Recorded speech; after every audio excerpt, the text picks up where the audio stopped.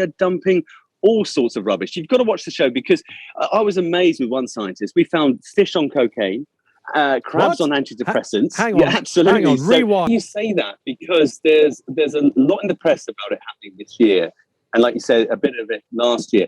But it's been going on for years and years, and that's what's so terrifying about it. Because as a sort of a total novice to the subject, I was majorly concerned about it because the farm is actually near quite a large estuary in Suffolk. And I'd noticed more and more sort of pollution in my travels around the country, around the coastline.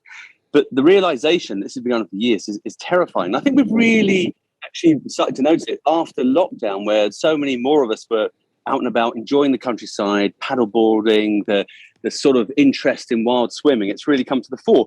But what we try to look at is how bad is the situation? Why is it happening? And who's to blame?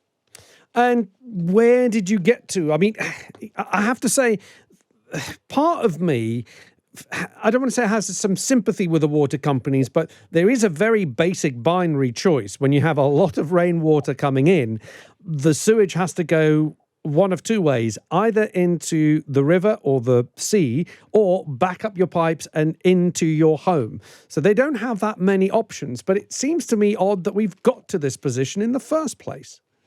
Well, absolutely. The situation of the water companies first. I mean, they're private companies and they're making huge profits.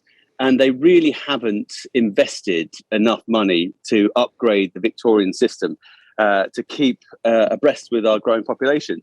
But they are private companies. So they do what private companies do. And it's about shareholders and profit. At the same time, we've got this natural resource, which is our waterways, which we all need for drinking water and also enhance our environment, is being polluted. And there's a reliance on an overflow system. So in normal periods, our sewage system is meant to cope. And then when you have an abnormal rainfall event, then they would outspill into rivers, which would flow into the sea. And on a really rainy period, like we're seeing at the moment, then you get a dilution effect because the rivers are high already, so there's diluted. But what is happening with these overflow systems is that it's becoming the norm, and they are using them all the time, even in hot weather. And to be able to use them, the Environment Agency has to give them permits to use them. And so many of these water companies are actually using them illegally without permits. I want to get on to the Environment Agency in a moment, but we've heard from George Eustace recently, the Secretary of State for Environment and Rural Affairs. He was saying, again, what you've just said, that the sort of we're reliant on a Victorian sewage system.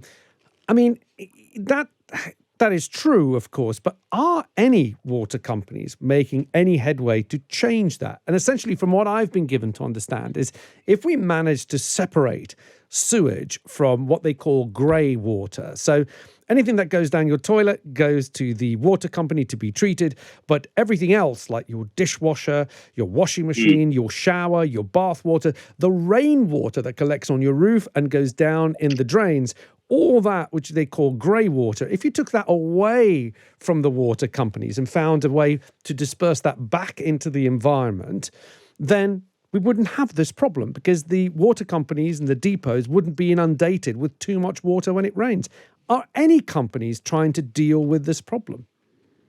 I think there's probably a bit of research going out there, but there are solutions. There are natural solutions to this.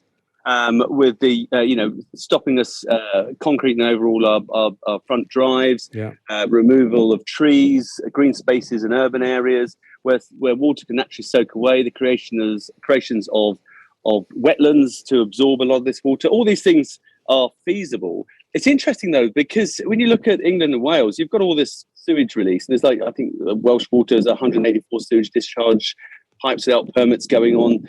All in use, and Severn Trent is 420 sewage discharge pipes without permits. But in Scotland, where it isn't privatised, they don't really have so much of a big problem as we do. So it would really point to the privatisation of our water systems, to these water companies making profits. And it's a real double-edged sword, because you've got these companies that are making profits, and then you've got the regulators, who I like to see as the environmental police, like the Environment Agency, at the same time having their funds cut by the government. So at one moment, the government are saying it's outrageous. The Environment Agency needs to get on this. They haven't got the teeth. They need to buck up their ideas. But they're pulling the rug from underneath them. They're not giving them the funds to do it. And we spoke to a fantastic lady, which you'll see in the show, from the Environment Agency. She's worked there 30 years. And she's just in disarray. She's had all the power taken away from her. They don't really do much. They're not called out to a lot of things when it comes to water pollution.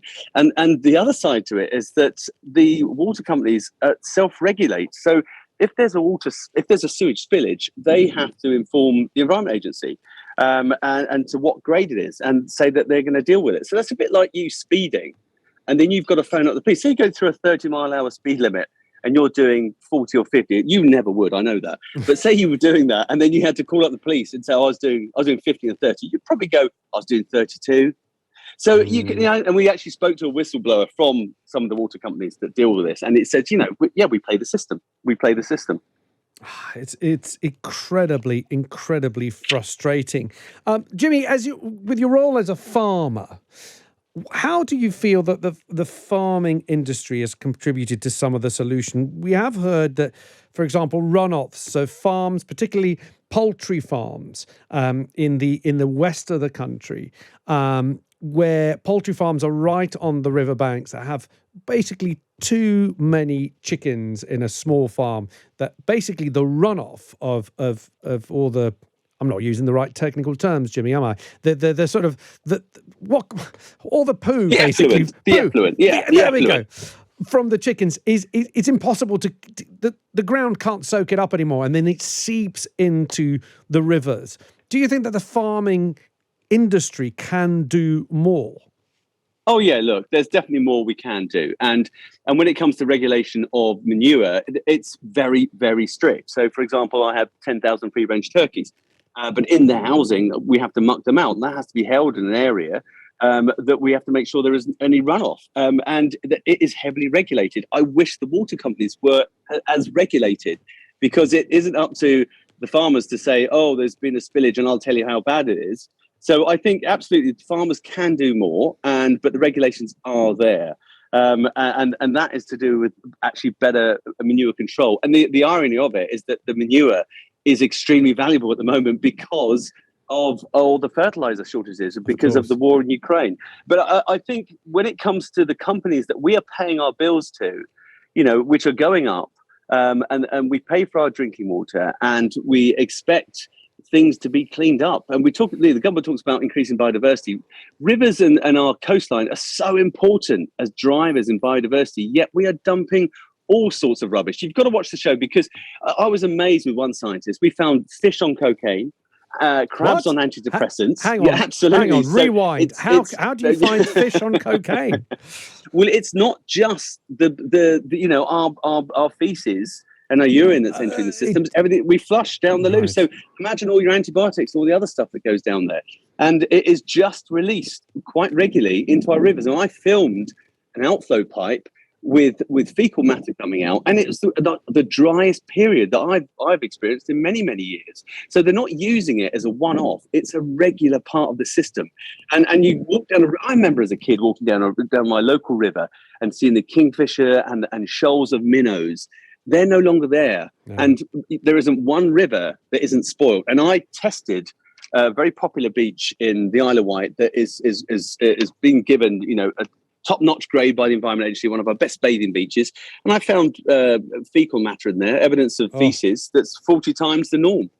Oh, my goodness. It's horrifying. It's a gamble. Having a swim's a gamble. I've got 4 kids, and I'm not sure I'd let them swim in some of these places. I'm with you. I got very into stand-up paddleboarding in the rivers, found some wonderful little places all along the Chilterns there. And having spoken at length to the Rivers Trust, who said, well, I'm not quite sure I would go down there. And if you do go in the water, please don't put your face or your mouth into the water. Don't let any water come into your mouth. I mean, Try not to swallow the water, and no open cuts. And if you can, there are websites you can go on to find out what these outflow pipes are, but as you say, some of the water companies don't even know they're in use themselves. Well, so exactly. It's a shambles. And one thing they talk about is this Victorian system. it is a Victorian system. The lack of investment. I mean, so many people living in Victorian houses, but they don't use an outdoor loo, do they? No. They've got central heating. They've got Wi-Fi. So why can't we upgrade it?